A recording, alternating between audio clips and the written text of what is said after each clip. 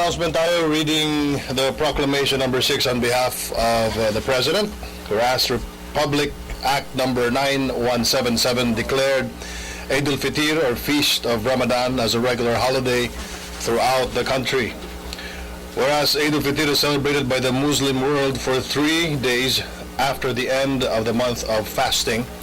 And whereas the entire Filipino nation should have the full opportunity to join their Muslim brothers and sisters in peace and harmony in observance and celebration of Eid al-Fitr. And whereas, in order to bring the religious and cultural significance of the Eid al-Fitr to the fore of national consciousness, it is necessary to declare Wednesday, the 6th of July, 2016, as a regular holiday throughout the country. Now, therefore, signed by Rodrigo R. Duterte, President of the Philippines, by virtue of the powers vested upon the President, hereby declare Wednesday, the 6th of July, 2016, as a regular holiday throughout the country in observance of Eid al-Fitr, Feast of Ramadan, signed by the President, Rodrigo Duterte. Thank you.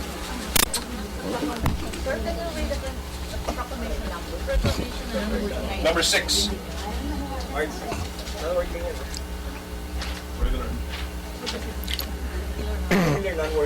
Regular holiday. All right.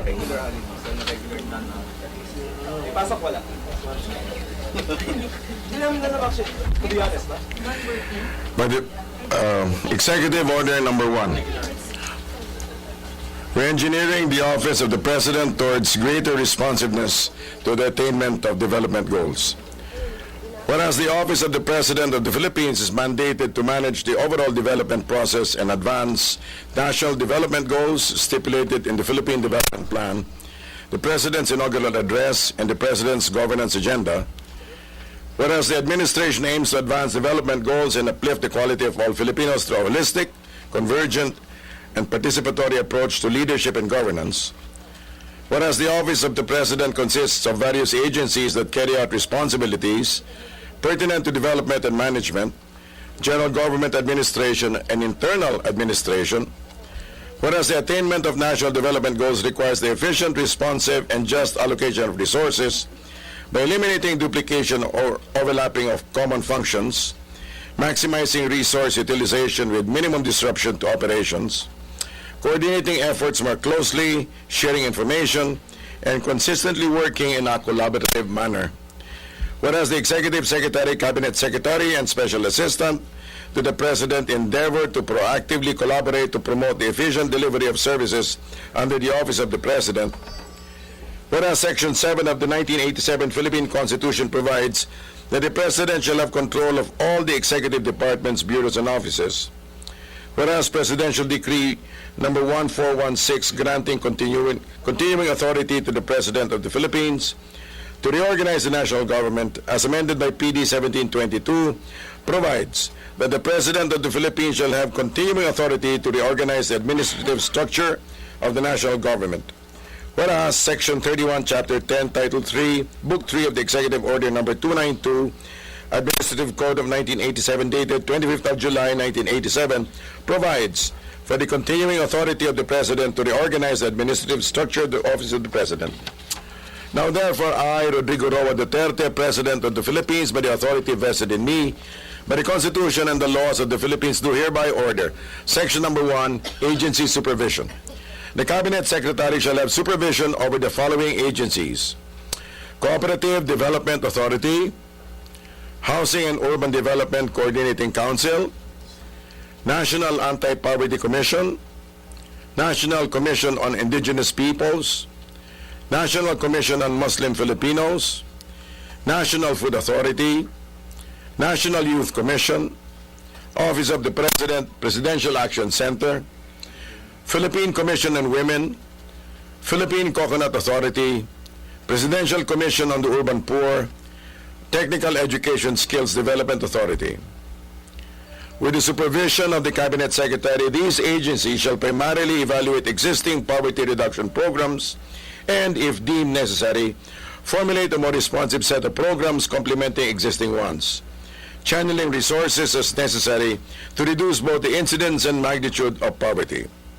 They shall develop specific programs and projects that seek to reduce poverty, improve the lives of the most vulnerable sectors of society, promote social education of the people to allow them to participate in effecting real change by keeping watch of the affairs of government and listen to people's feedback. They shall conduct consultations with LGUs for the proper allocation of resources and program implementation and recommend courses of action for the government to adopt to achieve a sustainable system of meeting the needs of the people while ensuring resiliency for vulnerable communities. Section 2. Consolidating the office and the functions of the Office of the Special Assistant to the President, the Office of the Appointment Secretary, and the Presidential Management Staff under the Special Assistant to the President, and creating the Office of the President Events Management Cluster. The Office of the Special Assistant to the President, OSAP, the Office of the Appointment Secretary, and the Presidential Management Staff, PMS, are thereby placed under the oversight of the Special Assistant to the President, SAP. Relatedly, the Office of the President Events Management Cluster, OPEMC, is hereby created to ensure effective collaboration among the offices and or units involved in the preparations for and management of presidential engagements.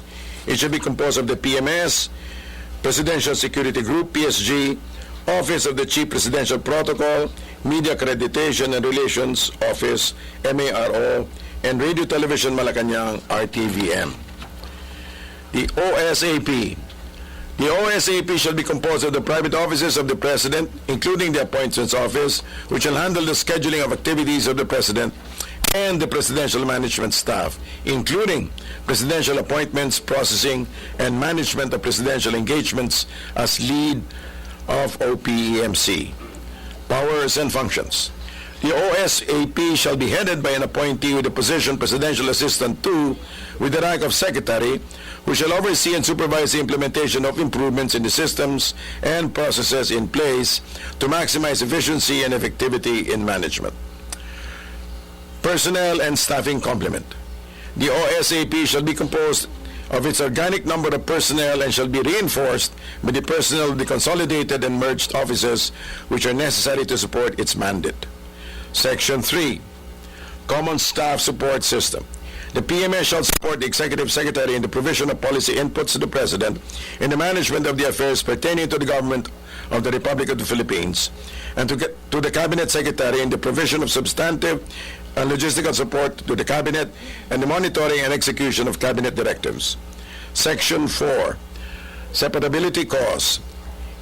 If any part or provision of this executive order is held invalid or unconstitutional, any part or provision not affected thereby shall remain in full force and effect.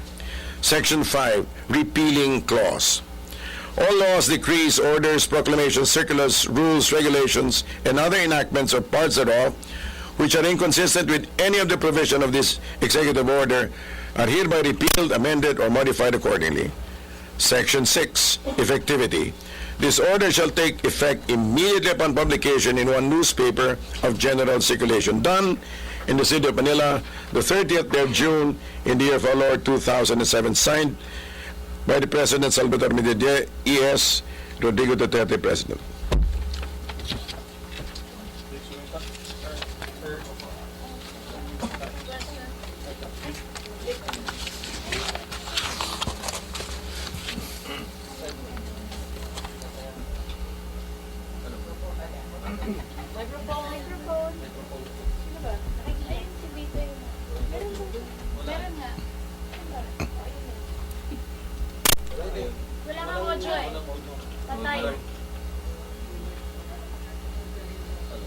Lord.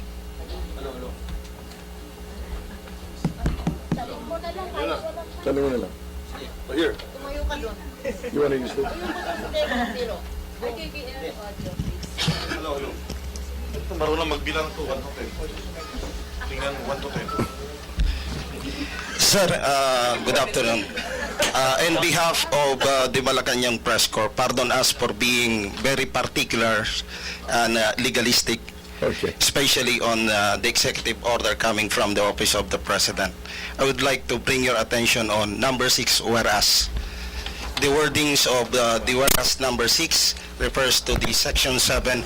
Are you referring to the Article 7, Section 7 of the 1987 Constitution? The wordings of Section 7 refers to the assumption of the President-elect and Vice President-elect. If you are referring to the powers of the President on the supervision of all government agencies, it should be Article 17 of the Section 7 of the 1987 Constitution. Article 17. Article 7, Section 17 supposed to be. So it should read how? Article 7, Section 17, not Section 7, sir. Article 7, Section 17. Okay, noted. We will act on that. Okay, thank you. Yes. Sir, what happened? Sir, JP Bencito, Manila Standard. Sir, what happened to the 2 other agencies? Sir, there were 4 agencies under the Office of the Presidential Advisor on Food Security, former handled by Kiko Pangilinan. What happened, sir, to the 2 other agencies, Fertilizer and Pesticide Authority and NIA? Were they reverted Fertilizer back? and Pesticide Authority. And the NIA, sir, National Irrigation Authority, were they reverted back to the Department of Agriculture? We will check on that. I'll follow up. Okay, thank you, sir. Sir, just a quick follow-up to Mr. Sumintak question. Sir, what will you gonna do? I understand this has already been registered at the Office of the Record section. So what will you gonna do? You will pull out this, or you will provide an Executive Order 01-A? Because I understand, although it can be a typographical error, but this will become the law of the land. We will take note of the pointers and we will act accordingly. Thank you, sir. Thank you. Yes. Secretary, earlier, incoming Agriculture Secretary Piñol Yes. said he wanted the PCA back to the DA because I understand PCA, NFA, and other agriculture-related agencies back to the DA, which was separated from the DA by the Aquino administration, and now you placed it under the supervision of the Cabinet Secretary. Okay. So what happened to that? You're talking about the PCA Yes. and the NFA. Yeah.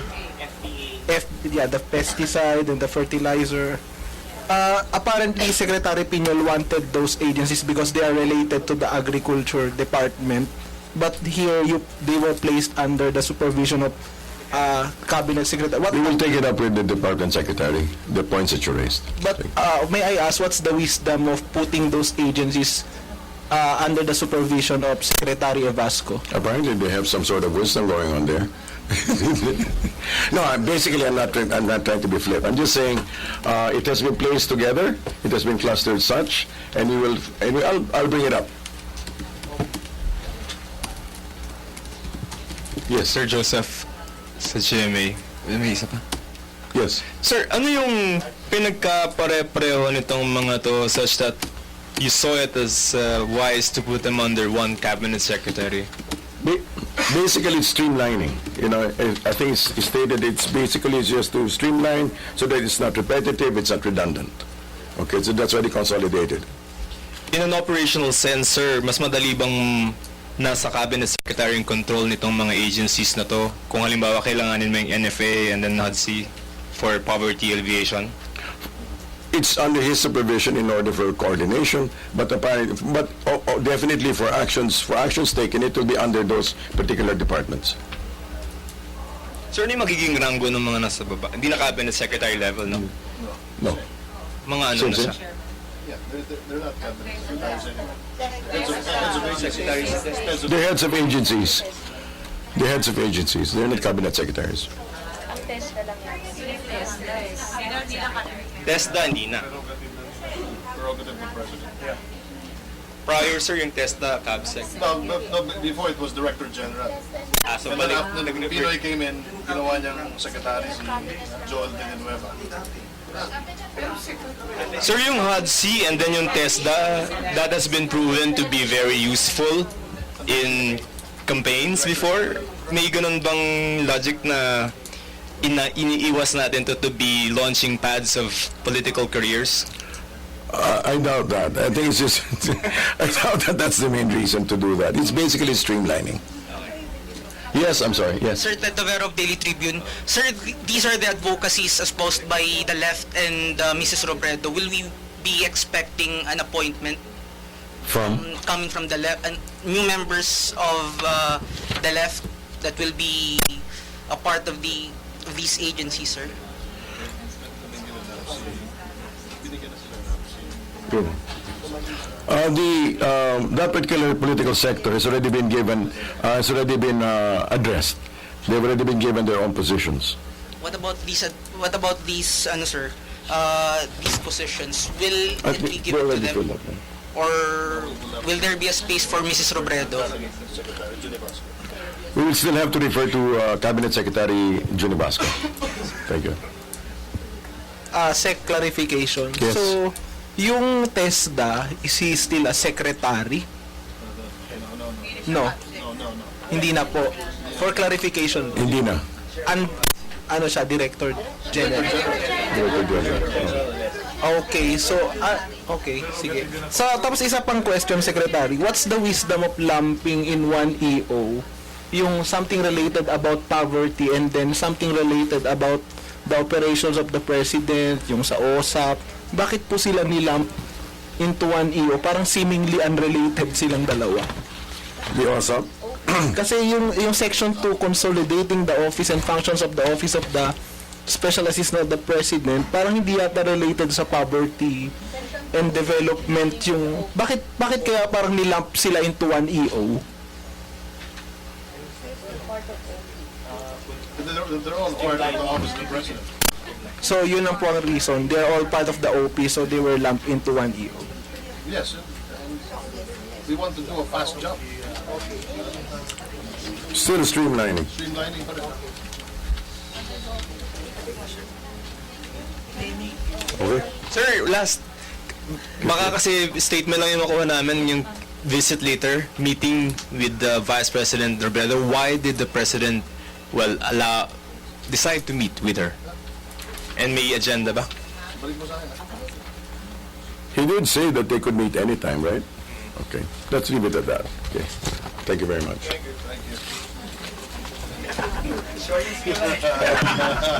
Isang kulit mo Okay, title lang, hindi naman yung...